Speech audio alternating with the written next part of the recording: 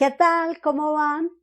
El día de hoy vamos a hablar de la diferencia entre arras, cláusula penal e indemnización de perjuicios.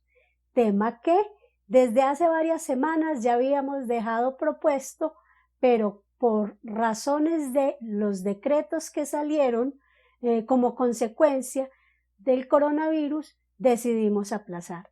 Así que, bienvenidos y arranquemos.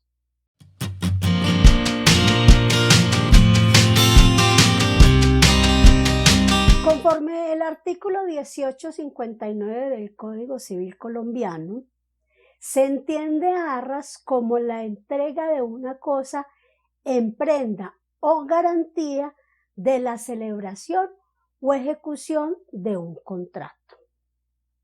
Las arras, entonces, para hacerlo de manera simple, es aquella cosa que estamos dando para decirle a la otra parte, sí voy a hacer el contrato.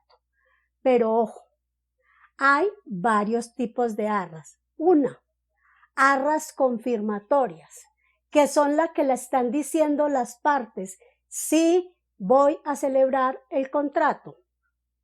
O arras de retractación, que son las que le dan la posibilidad a las personas que contratan, a quienes firman el contrato, de retractarse.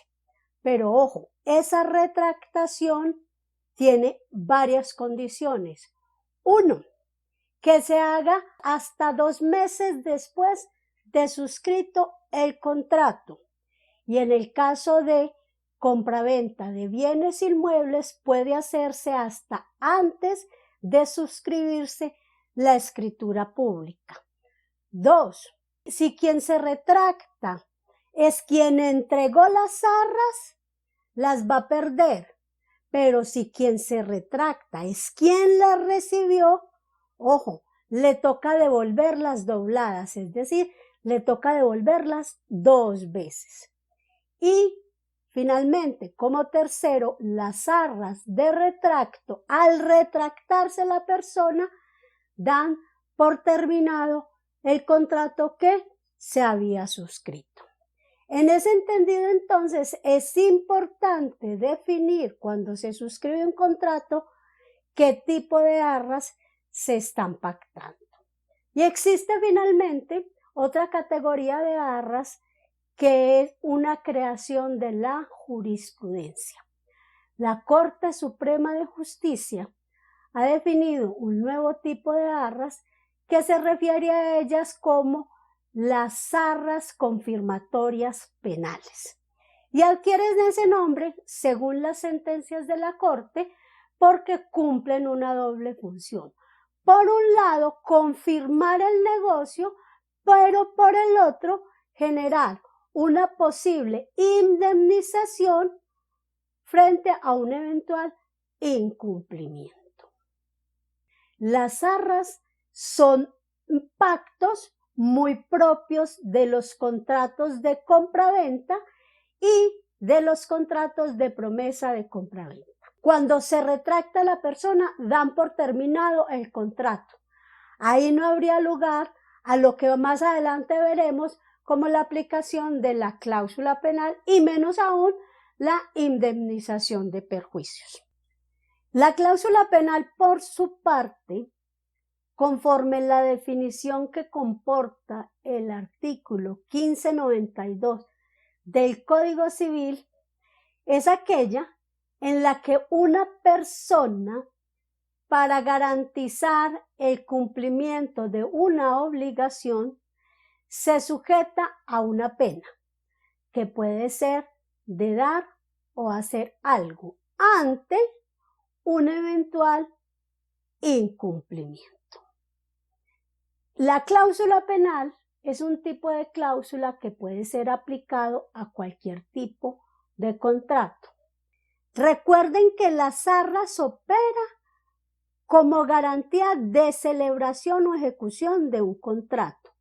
La cláusula penal opera para garantizar el cumplimiento de una obligación. Son dos cosas completamente distintas, lo cual quiere significar que si yo tengo un contrato de promesa de compra-venta, yo puedo tener arras por un lado dentro del documento y cláusula penal por el otro. Y ambas pueden ser ante el incumplimiento o la no celebración del contrato, ambas pueden ser perfectamente reclamables. Pero ojo, la cláusula penal jamás, dice la norma, puede ser superior al valor del monto total del contrato. Entonces, las ventajas de establecer la cláusula penal son: 1. Las partes tasan y liquidan anticipadamente los perjuicios que se puedan generar. 2. Cuando se reclama la cláusula penal, no hay que probar perjuicios. Solo se trata de probar el incumplimiento. 3. La persona que incumplió el contrato, es decir, quien está obligado a pagar la cláusula penal, no puede alegar nada y menos aún decir que ese incumplimiento benefició a la otra parte, porque eso ahí definitivamente no tiene importancia. Aquí la importancia realmente radica en ¿qué? El incumplimiento del contrato. Ojo, el incumplimiento tiene que ser muy claro. O no se realizó, o se realizó a medias, o se realizó tardíamente, es decir, después de que se había pactado que se realizara. En cualquiera de los tres casos se puede alegar que existe un incumplimiento. Y finalmente tenemos la indemnización de perjuicios. Ojo, la indemnización no hay que pactarla. La ley la establece por defecto. ¿Cuál es el asunto? Si a mí me dañan, yo tengo que probar que me dañaron y por eso puedo reclamar que me indemnicen. Así, esa es la indemnización de perjuicios. Entonces, frente a un contrato, si el incumplimiento generó un perjuicio y yo lo puedo probar, puedo reclamar, si está pactado, al mismo tiempo o la cláusula penal o la indemnización de perjuicios. Listo. Finalmente, la indemnización de perjuicios que está incorporada dentro del contrato, dice es el resarcimiento, o habla es del resarcimiento del daño que se le haya hecho a uno de los contratantes. Según lo establece el artículo 1600 del Código Civil, la única manera entonces en que se pueda reclamar cláusula penal e indemnización de perjuicios, ya se los dije, es que esté pactado dentro del contrato. Pero ojo, insisto en lo mismo, los perjuicios hay que probarlos. La cláusula penal lo único que exige es que se pruebe que existió el incumplimiento, no requiere que se pruebe la existencia de perjuicios. Y en ese entendido, cuando dentro del contrato están pactados cláusula penal e indemnización de perjuicios, es la persona que resultó dañada por el eventual incumplimiento o por el daño, más bien, por el daño que pudo generar el incumplimiento, la que va a decidir si reclama cláusula penal o indemnización. Eso depende de dos cosas. Primero, qué tan grande haya sido el daño. Y segundo, si está en real capacidad de probar. En tanto que, como les decía, ya la cláusula penal está establecida y está cuantificada en un monto que las partes de común acuerdo decidieron al momento de suscribir el contrato del que se trata. La indemnización de perjuicios no se debe establecer monto, no se puede establecer un monto. ¿Por qué? Porque nunca se sabe qué tan grande o pequeño pueda ser el perjuicio que se pueda generar. Finalmente, y a modo de resumen, puedo decirles que, primero, En el contrato siempre se debe establecer qué tipo de arras se está pactando. En caso contrario, ya se los dije, la ley asume que son arras de retractación. Segundo, la única forma de reclamar arras es cuando la parte se ha retractado. Tercero, al pactar arras de retractación, la cláusula penal no opera porque con la retractación se termina el contrato. Cuarto, la cláusula penal siempre debe ser pactada, es decir, debe existir en el contrato. De lo contrario, no puede ser reclamada. Y quinto, solo a la parte que ha incumplido el contrato es a quien se le puede hacer efectiva la cláusula penal.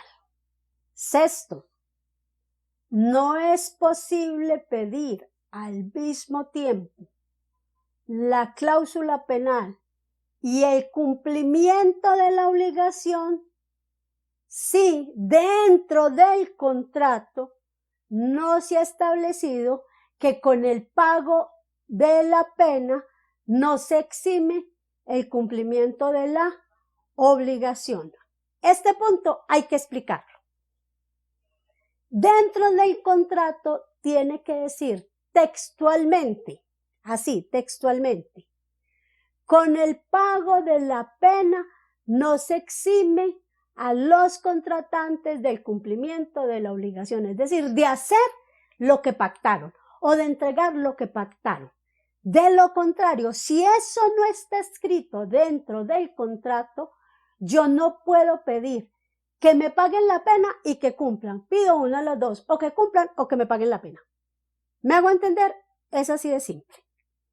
Séptimo, solo se puede reclamar cláusula penal e indemnización de perjuicios al mismo tiempo si las partes así lo han pactado.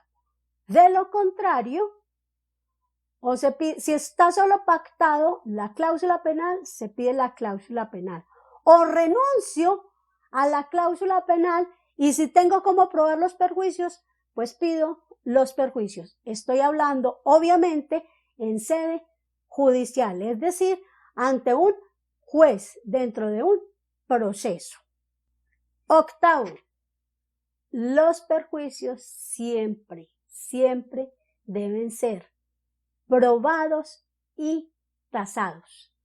La cláusula penal no requiere eso, solo requiere demostrar que se incumplió con una o con todas las obligaciones contenidas dentro del contrato.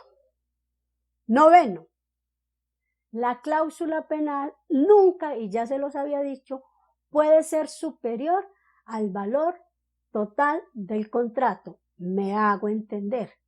Yo estoy haciendo un contrato de promesa de compra-venta cuyo valor de venta del inmueble es de 100 millones de pesos. Yo no puedo decir dentro del contrato que la cláusula penal es de 150 millones de pesos. ¿Por qué? Porque está superior, porque está por encima del valor del contrato de la promesa de compra-venta. Y décimo y último, cuando se ha cumplido parcialmente el contrato y la otra parte, el otro contratante, así lo acepta, el contratante que cumplió parcialmente puede solicitar que se rebaje el precio de la cláusula penal en proporción a lo que se haya cumplido. Entonces, explicando este tema, resulta y sucede que se contrató la pintura de una casa. Y resulta y sucede que el pintor no pintó toda la casa, que por ese trabajo le iban a pagar 500,000 pesos. Cumplió con la pintura de 2 habitaciones. Entonces, ¿qué es lo que va a hacer ese pintor? Le va a decir al señor que lo contrató: venga, yo sé que yo me estoy haciendo acreedor a que me reclamen la cláusula penal, pero como yo pinté 2 habitaciones, usted no me va a reclamar el total de la cláusula penal, sino que me va a reclamar rebajándome lo que vale la pintura de estas 2 habitaciones. Eso es lo que dice la norma.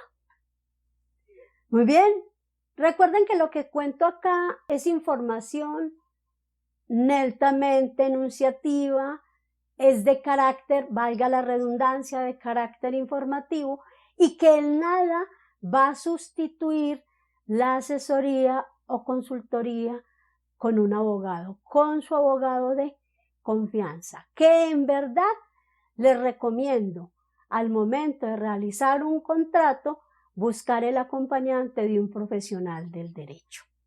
Y con esto me despido. Muchas gracias por permitirme estar una vez más con ustedes. Espero que este video les haya gustado, que sea de utilidad para ustedes, que esta información les pueda servir. Recuerden dar dedito arriba, suscribirse, compartir y obviamente dar clic en la campanita para recibir notificaciones. Que estén bien. Muchas gracias.